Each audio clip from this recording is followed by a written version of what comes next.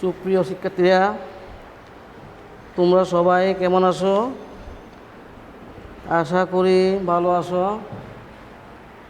আজকের অনলাইন ক্লাসে তোমাদের স্বাগত জানাচ্ছি। প্রিয় দশম শ্রেণীর শিক্ষার্থীরা, তোমাদের হিসাব বিজ্ঞান বিষয়ে আমি আজকে পাঠদান করব। আজকে তোমাদের অধ্যায় হলো নবম অধ্যায় রেওয়ামিল, অর্থাৎ তোমাদেরকে দশম অধ্যায় আর্থিক বিবরণী তৈরি করতে গেলে রেওয়ামিল সম্পর্কে তোমাদের ভালো ধারণা থাকতে হবে। রেওয়ামিল বিষয়ে আমি আগেও আলোচনা করেছি। আজকে আমি তোমাদের পাঠ্যপুস্তকের 3 নং প্রশ্নের সমাধান করব। তোমরা 139 পৃষ্ঠা খুলো। আমি 3 নম্বর প্রশ্নটা একটু পরিশোধন আছে, দেখো এখানে কী বলা হচ্ছে। মেসার্স সালেহ অ্যান্ড কোংয়ের হিসাব রক্ষক কর্তৃক প্রস্তুতকৃত রেওয়ামিলটিতে কিছু অসামঞ্জস্য পরিলক্ষিত হয়। এই ত্রুটিপূর্ণ রেওয়ামিলটি নিচে দেওয়া হলো। ফার্মিং মজুত পণ্য দেওয়া আছে: ক্রয়, বেতন, পাওনাদার, দেনাদার, ব্যাংক জমা উদ্বৃত্ত, আনতে ফেরত, জাহাজ ভাড়া, পদীয় বিল, গৃহীত ঋণ, দালান কোটা, বরাদ্দকৃত বার্তা, মূলধন, বিক্রয়, বহিঃপ্রেরণ, মণিহারি, কুঋণ, সন্দেহজনক দেনা সঞ্চিতি। এই প্রশ্ন থেকে তোমাদেরকে 3টি সমাধান করতে হবে। ক, মেসার্স সালেহ অ্যান্ড কোংয়ের মূলধনজাতীয় প্রাপ্তির পরিমাণ নির্ণয় করো। খ, উপযুক্ত তথ্যের আলোকে মুনাফাজাতীয় ব্যয়ের পরিমাণ নির্ণয় করো। গ, উদ্দীপকের আলোকে মেসার্স সালেহ অ্যান্ড কোংয়ের একটি শুদ্ধ রেওয়ামিল প্রস্তুত করো। অর্থাৎ রেওয়ামিলটি এখন অশুদ্ধ দেয়া আছে, এটা আমাদেরকে শুদ্ধ করতে হবে। প্রিয় শিক্ষার্থীরা, এখন আমরা কাজে যাই।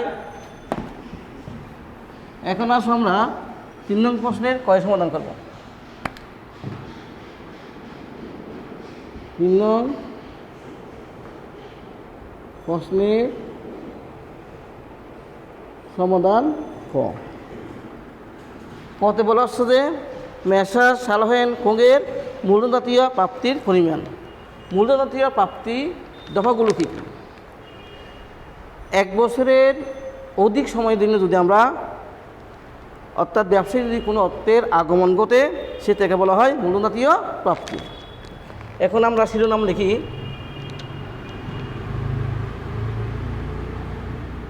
মেসার্স সালেহ অ্যান্ড কোংয়ের মূলধন জাতীয় প্রাপ্তির পরিমাণ নির্ণয়। কলাম করো। এক লেহ ক্রমিক নং বিবরণ টাকা টাকা। তাহলে এখানে আসো, দেখো 1 বছরের অধিক সময়ের জন্য যদি কোন কারবারে কোনো অর্থের আগমন ঘটে, অর্থাৎ প্রাপ্তি ঘটে, সেটাকে বলা হয় এককালীন প্রাপ্তি। এখানে দেখো গৃহীত ঋণ, 10 নম্বর সিরিয়ালে কী আছে? গৃহীত ঋণ। আমরা যদি কোনো উৎস থেকে ঋণ নিয়ে থাকি, সাধারণত সেটা 1 বছরের অধিক সময়ের জন্য নেওয়া হয়। তাহলে গৃহীত ঋণটা হচ্ছে কারবার জন্য এককালীন প্রাপ্তি। তাহলে লেখো গৃহীত ঋণ কত? 13,000। এরপর আসো, তোমার পরে যাও দেখি দালান গোটা বরাদ্দকৃত মূলধন। 13 নম্বর ক্রমিক আছে মূলধন। মূলধনও কারবারে আগমন করতে, এটা সাধারণত 1 বছরের অধিক সময়ের জন্য। এই মূলধন হচ্ছে এককালীন প্রাপ্তি। কত দেখো, ক্রমিক নম্বর হচ্ছে 13। মূলধন 67,000। তাহলে যোগ করলে দাঁড়ায় কত? 80,000।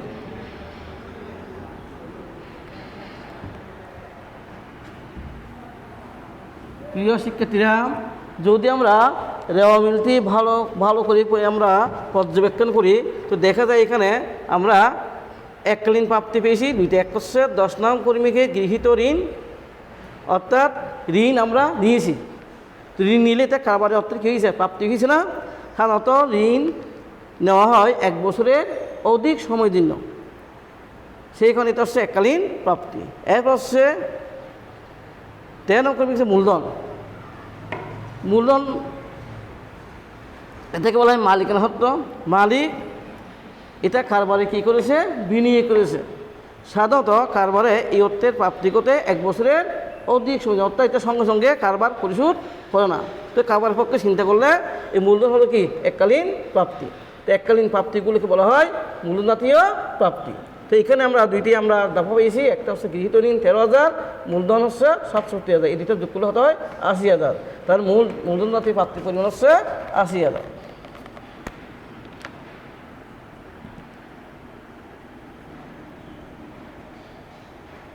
মূলধন জাতীয় প্রাপ্তির পরিমাণ। এবার আসো খ। হচ্ছে উপযুক্ত তথ্যের আলোকে মুনাফা জাতীয় ব্যয়ের পরিমাণ নির্ণয় করো। তাহলে মুনাফা জাতীয় ব্যয় কোনগুলো? যে ব্যয়গুলো নিয়মিত করতে, অর্থাৎ 1 বছরের মধ্যে যেই খরচগুলো হয়, অর্থাৎ মুনাফা অর্জনের উদ্দেশ্যে যেই ব্যয়গুলো সংগঠিত হয় সেইগুলোকে বলা হয় মুনাফা জাতীয় ব্যয়। এগুলো সাধারণত নিয়মিত ব্যয়। নিয়মিত বলতে আমরা বুঝি যে খরচগুলো 1 বছর দিন করতে থাকে। তাহলে এখন আমরা ক্ষয়ের সমাধান করি। দেখো,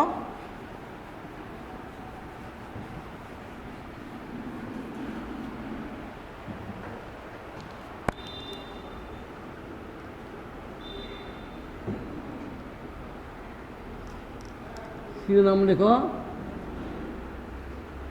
মুনাফা জাতীয় ব্যয়ের পরিমাণ নির্ণয়।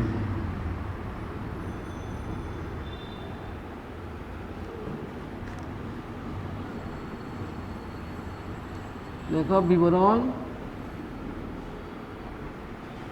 টাকা কলাম লেখো, টাকা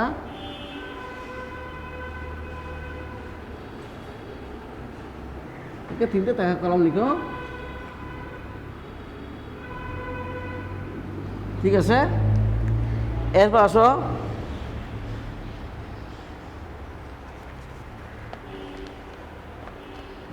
প্রথমে 1 প্রারম্ভিক মজুত পণ্য।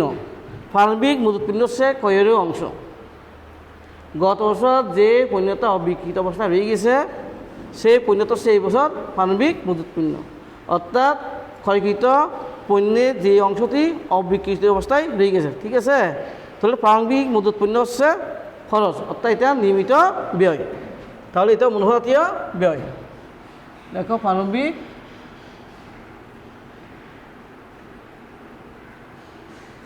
মজুত পণ্য হচ্ছে কত? 37,000। এবার দেখো ক্রয়। ক্রয় আসো তো 1 লক্ষ। ক্রয় লেখার সময় দেখতে হবে কোনো ক্রয়ফেরত আছে কি না। যদি ক্রয়ফেরত থাকে, ক্রয়ফেরত কই থেকে আমরা বিয়োগ দেব। যেমন আনতেপথ, আনতেপথের অপর নাম হচ্ছে বিক্রি ফেরত। বহিফেরত হচ্ছে ক্রয়ফেরত। 15 নম্বর দফায় দেখো একটা কি আছে? বহিফেরত আছে না?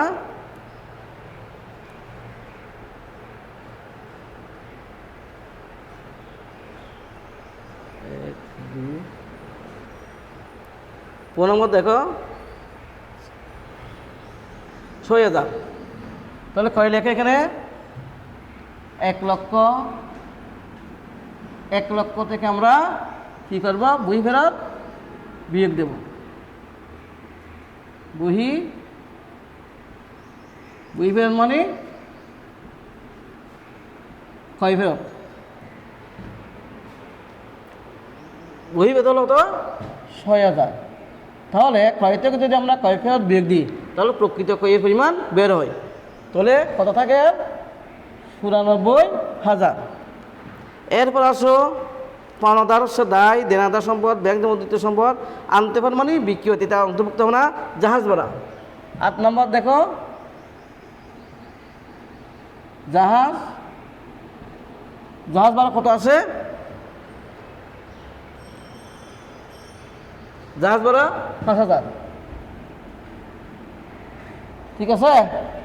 এরপর আসো পদ বিল নাই, গৃহীত আসবে না, দাঁড়ান করা বরাদ্দকৃত বার্তা। বরাদ্দকৃত বার্তা আসে কত?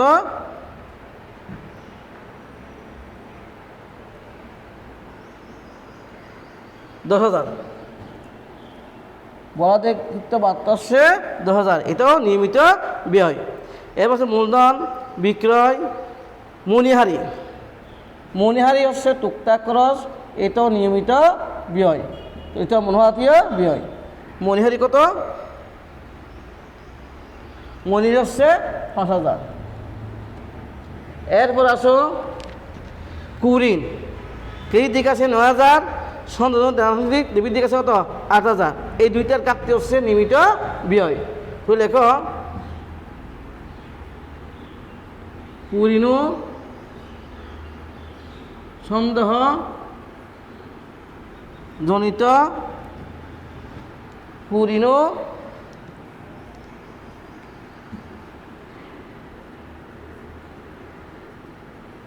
সন্দেহজনক দেনা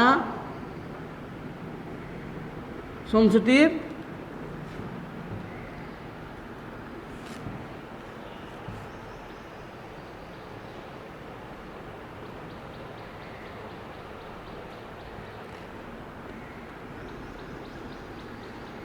ঘাটতি। তো আমরা কি লিখব?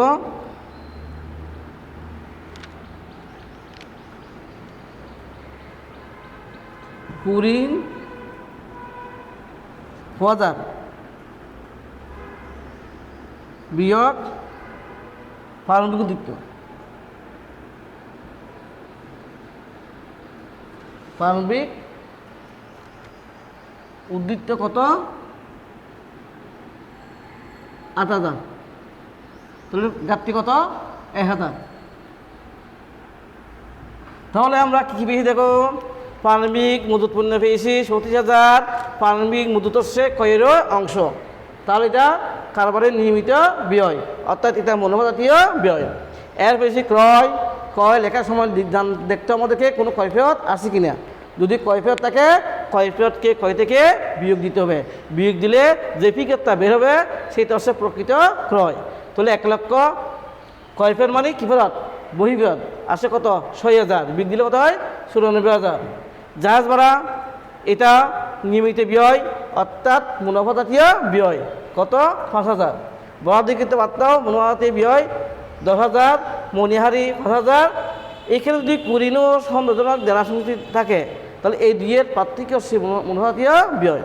তো কুঋণ ও সন্দেহজনক দেনা সংস্কৃতি ঘাটতি হচ্ছে, আমাদের কুঋণ ছিল ৯,০০০, প্রারম্ভিক উদ্বৃত্ত ছিল কত? ৮,০০০। তো আমাদের ঘাটতি হলো ১,০০০। এগুলো যদি আমরা যোগ করি তাহলে আমাদের কি বের হবে? মোট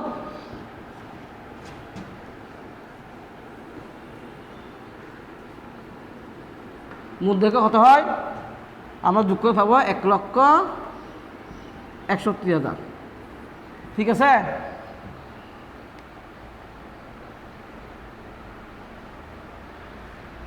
তিন ১,০০০। ৪ আসবে ৫, ১০, ১৪,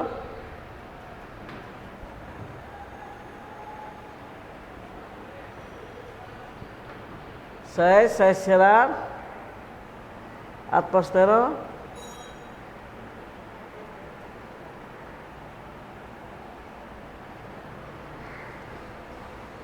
১ এক, 5 একে 6, 6 5 11, 1, তাহলে আমরা পেয়েছি কত? 1,61,000। ঠিক আছে,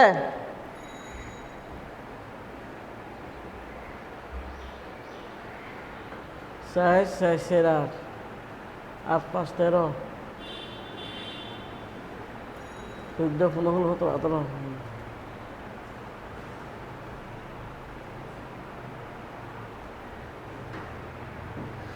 এবার আসো প্রিয় শিক্ষার্থীরা,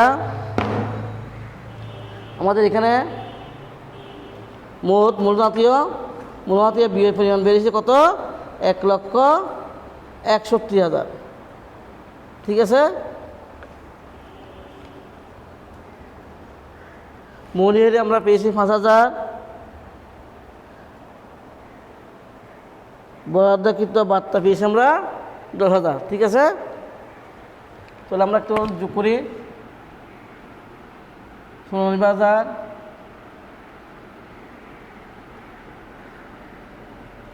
5,000, 10,000,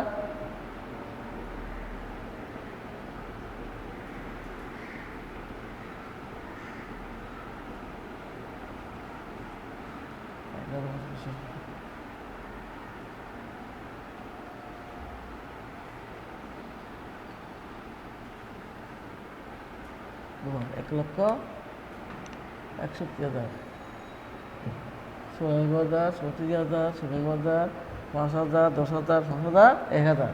তাহলে 1,00,000 কত পাচ্ছি আমরা? 5 37,000, কয় পেয়েছি আমরা? 34,000, 15,000 বেতন। এখানে আমরা একটা আইটেম বাদ দিয়ে গেছি আমরা, বেতন 12,000, তাহলে 49,000।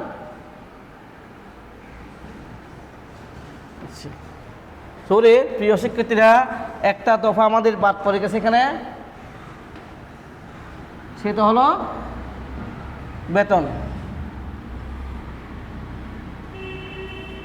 এখানে একটা দফা বাদ পড়ে গেছে, বেতন হচ্ছে নিয়মিত ব্যয় কত? 12,000। বেতন হচ্ছে 12,000, যোগ করলে দাঁড়ায় 1,61,000। ঠিক আছে, সুতরাং মোট মুনাফা জাতীয় ব্যয় হচ্ছে 1,61,000 টাকা।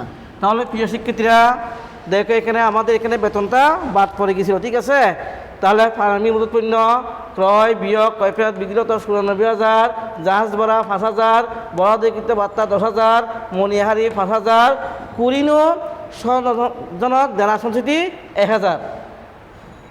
কুরিন ডেবিট দিক আছে 9,000, ক্রেডিট দিক আছে 8,000, অর্থাৎ কুরিনো সনদজনক দেনা সঞ্চিতির ঘাটতি হচ্ছে কত? 1,000। বেতন হচ্ছে 12,000। এইগুলো যোগ করে দেখা 1,61,000। এই 1,61,000 হলো মোট মনোহাতীয় ব্যয়। আবার দেখো মনোহাতীয় ব্যয় কোনগুলো? যেই ব্যয়গুলো নিয়মিত হয়, কারবারে নিয়মিত হয়, প্রতিনিয়ত হয়, অর্থাৎ 1 বছরের মধ্যেই যেগুলো সংগঠিত হয়, যে ব্যয়গুলো 1 বছরের মধ্যে কী করতে হয়? পরিশোধ করতে হয়। ঠিক আছে, সেই ব্যয়গুলোকে বলা হয় নিয়মিত ব্যয়। আর নিয়মিত ব্যয় হলো মুনাফা জাতীয় ব্যয়।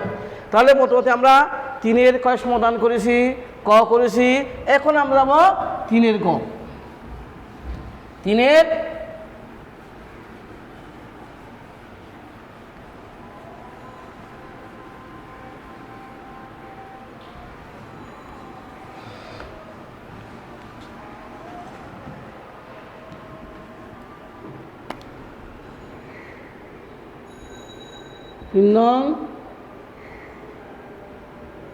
প্রশ্নের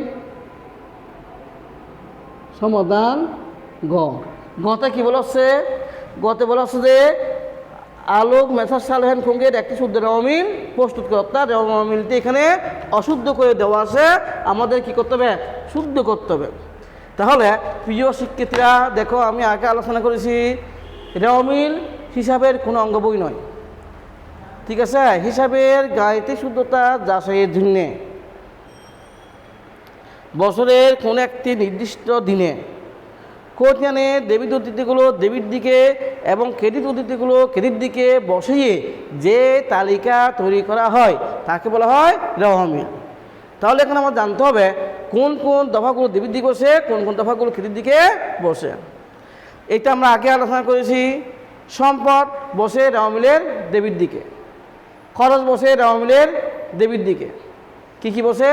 সম্পদ, খরচ বসে রেওয়া মিলের ডেবিট দিকে। এবার কি বসে? বকেয়া আয়। বকেয়া আয় থাকলে সেগুলো বসে রেওয়া মিলের কোন দিকে? ডেবিট দিকে। অগ্রিম খরচ রেওয়া মিলের ডেবিট দিকে। প্রাপ্য আয়সমূহ বসে রেওয়া মিলের ডেবিট দিকে। কি বসে দেখো? যাবতীয় সম্পদ।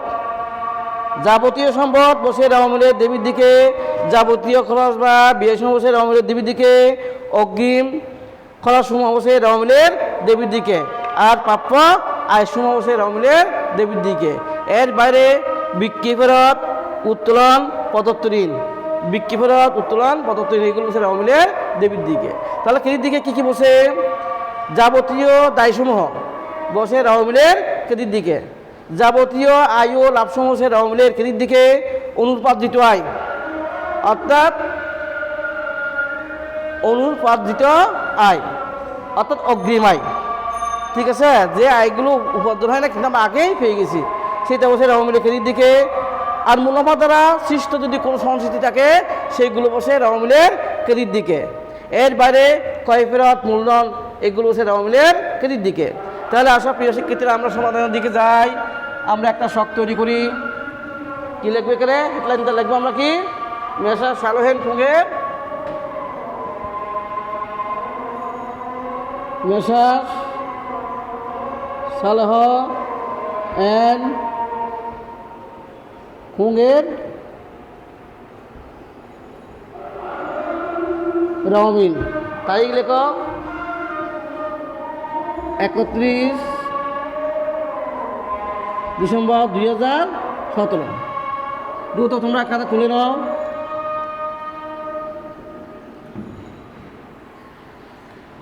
দেখো ক্রমিক নং, হিসাবের নাম, তারপর লিখো প্রতিয়ান পৃষ্ঠা, ডেবিট টাকা, ক্রেডিট টাকা, ডেবিট টাকা,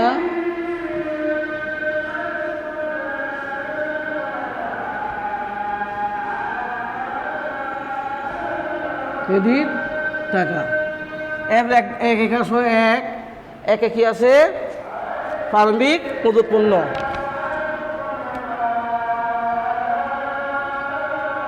প্রারম্ভিক মজুত পণ্য হচ্ছে খরচ। খরচ কোন দিকে আছে? ডেবিট দিকে। ঠিক আছে, এখানে ডেবিট দিকে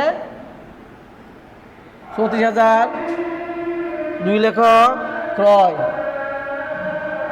ক্রয় হচ্ছে খরচ। তাহলে বসলো কোন দিকে? ডেবিট দিকে 1 লক্ষ। এরপর ফিরে আসো বেতন। বেতন নিয়মিত ব্যয় হলে খরচ। যাবতীয় খরচ বসে রেওয়া মিলের ডেবিট দিকে। কত? 12,000। সাইড আসো 5,000। 5,000 সে কাগজ ব্যাগটা দায় শুরু। সমস্ত দায় বসে রেওয়া মিলের ক্রেডিট দিকে। দায় কত? 40,000। তাহলে যাবে কোথায়? ক্রেডিট দিকে। এর পাশে 5 আছে দেনাদার। দেনাদার হচ্ছে সম্পদ। সম্পদ হলে বসে কোথায়? ডেবিট দিকে। কত হাজার? 16,000। ডেবিট দিকে লেখো 16,000। এরপর 6 নম্বর দেখো কমিং নাম্বার, ব্যাংক জমা। ব্যাংক জমা উদ্বৃত্ত। এটা হচ্ছে তরল সম্পদ। সম্পদ হলে যাবতীয় সম্পদ বসে রেওয়া মিলের ডেবিট দিকে। কত? 45,000 আছে ক্রেডিট দিকে, আমরা নিয়ে আসবো ডেবিট দিকে। এরপর 7 আসো। 7 নম্বর দেখো আনতে ফেরত, আনতে ফেরতের অপর নাম হচ্ছে বিক্রি ফেরত। তাহলে বিক্রি ক্রেডিট, আর বিক্রি তো বসবে কোথায়? ডেবিট দিকে। কত? 3000। আতে দেখো 8 নম্বর সিরিয়াল দেখো, জাহাজ ভাড়া,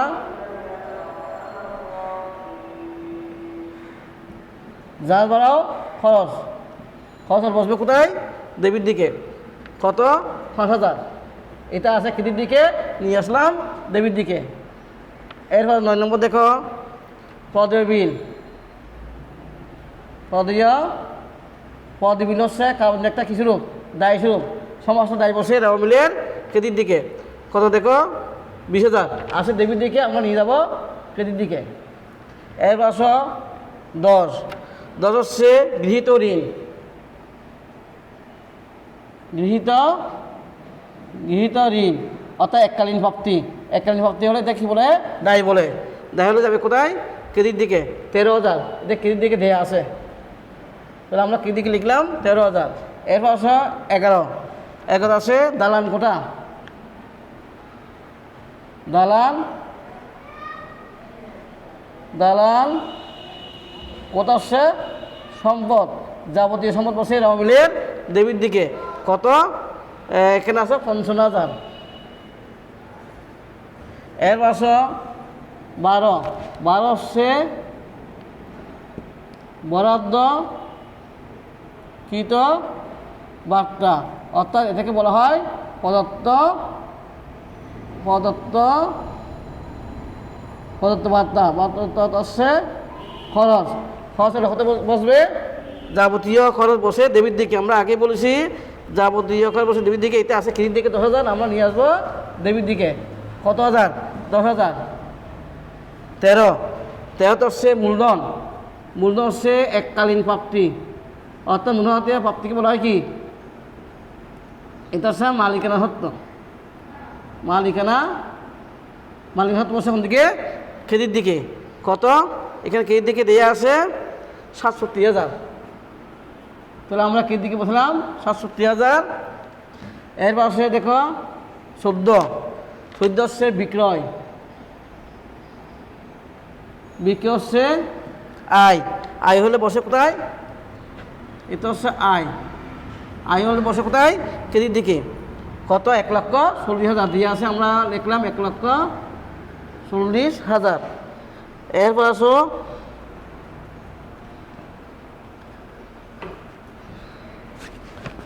15 নম্বর দেখো, 15 কর্মীকে আমরা কি পাচ্ছি?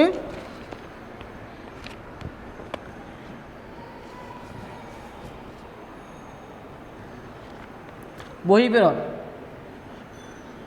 মানে কয় ফেরত? কয় ক্রেডিট দিকে, তার ফেরত আসবে কোথায়? কয় ডেবিট দিকে হলে ফেরত যাবে ক্রেডিট দিকে। কত? 6,000। এই 6,000 আমরা লিখলাম ক্রেডিট দিকে। এরপর 16 মণিহারি হচ্ছে টুকটাক খরচ হলে যাবতীয় খরচ বসে কোথায়? ডেবিট দিকে। কত? 5,000। এরপর 17 কুইন হচ্ছে খরচ অথবা ক্ষতি, অর্থাৎ যে টাকাটা পাওয়া যাবে না, এটা হচ্ছে কুইন বসে কোথায়? ডেবিট দিকে। 9,000। আদা হচ্ছে সন্দেহজনক দেনা সংস্কৃতি।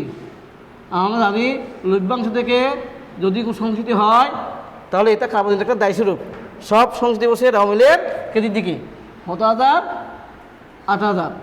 তাহলে এখন আমরা যদি এগুলো যোগ করে আমার যোগফল পাব 2,94,000। তো তোমার যোগ করে দেখবে কি?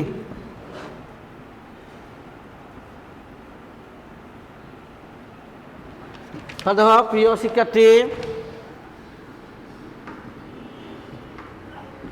আমরা এখানে একটা অমিল উপস্থাপন করেছি 3 নম্বরের। এটা প্রশ্নে অশুদ্ধ করে দেওয়া ছিল, আমরা শুদ্ধ করে লিখেছি। তাহলে রেওয়া মিল তৈরি করার নিয়মটা কি? রেওয়া মিলের দেবীর দিকে বসবে যাবতীয় খরচ, যাবতীয় সম্পদ, ঠিক আছে। তারপর হচ্ছে তোমার অগ্রিম খরচসমূহ, যদি আমরা কোনো খরচ যদি অগ্রিম করে থাকি সেগুলো বসে রেওয়া মিলের কোথায়? দেবীর দিকে, ঠিক আছে। প্রাপ্য আয়সমূহ, কোনো আয় আমরা অর্জিত কিনা এখনও পাই নাই, সেগুলো বসবে রেওয়া মিলের দেবীর দিকে। এছাড়া আর কি বসে? বিক্রি ফেরত, উত্তোলন, প্রদত্ত ঋণ। এই যেমন মনে করে এখানে আমরা কি পেয়েছি, এই যে এগুলো বসে রেওয়া মিলের দেবীর দিকে। কী দিকে বসে? যাবতীয় আয়। কী দিকে বসে? যাবতীয় দায়সমূহ বসে ক্রেডিট দিকে, অনুপার্জিত আয়সমূহ বসে ক্রেডিট দিকে। আর মূলধন দ্বারা সৃষ্ট সংস্কৃতি বসে ক্রেডিট দিকে, যেমন সংস্কৃতি আসছে মূলধন দ্বারা সৃষ্ট সংস্কৃতি। তো এই হিসেবে আমরা একটা রেওয়া মিল উপস্থাপন করেছি। দেবীর দিকে যোগ করে পেয়েছি আমরা 2,94,000, ক্রেডিট দিকে আমরা যোগ করে 2,94,000। তাহলে আমরা জানি রেওয়া মিলে ওই দিকে যোগ করলে যোগফল কী হয়? সমান হয়। তাহলে প্রিয় শিক্ষার্থীরা, আজকে আমরা 3 নম্বর প্রশ্নের সমাধান দিয়েছি। এখন একটু তোমরা সত্য করে একটা দেখো, আমরা এর আগে 2 নং প্রশ্নে আমরা একটা সমাধান করেছিলাম। সেইখানে দেখো 2 নং প্রশ্নের সমাধান যে আগে যে অঙ্কটা আমরা করেছিলাম, সেইখানে একটা কী ছিল? অনুপার্জিত সেবা আয়, এটা আমরা লিখেছি, কিন্তু ভুলবশত টাকাটা আমরা লিখে হচ্ছে কোন দিকে? দেবীর দিকে। এটা হবে কোন দিকে? সেই দিকে, ঠিক আছে। এইটা শুদ্ধ করে নিবা। অর্থাৎ ভুল আমরা টাকাটা লেখার সময় কোথায় লিখে বলছি? দেবীর দিকে। অনুপার্জিত আয় সমূহ বসে রেওয়া মিলের কোন দিকে? ক্রেডিট দিকে। অর্থাৎ আমরা আয় হয় নাই, কিন্তু আমরা টাকাটা পেয়ে গিয়েছি, অর্থাৎ অগ্রিম আয়। তোর টাকাটা আমাদের পরে কী করতে হবে? ফেরত দিতে হবে। কোনো কিছু পরে ফেরত দিতে হবে মনে হলে সেগুলোকে আমরা কী বলা হয়? দায়। দায় হলে বসে কোথায়? রেওয়া মিলের ক্রেডিট দিকে। তা 2 নং প্রশ্নের যে রেওয়া মিলটা আমরা করেছি সেইখানে ভুলবশত 3,000 টাকাটা দেবীর দিকে অন্তর্ভুক্ত হয়েছে। তোমরা শুদ্ধ করে সেটা কী করবা? ক্রেডিট দিকে বসাবা, ঠিক আছে। তাহলে আজকে এই পর্যন্ত। আগামী ক্লাসে আমরা এই দশম অধ্যায়ে চলে যাব। অর্থাৎ দশম অধ্যায় সমাধান করতে গেলে আমাদেরকে রেওয়া মিল ভালো করে জানতে হবে, ঠিক আছে। তোমরা বাসায় ভালো থেকো। আজকে এই পর্যন্ত। খোদা হাফেজ।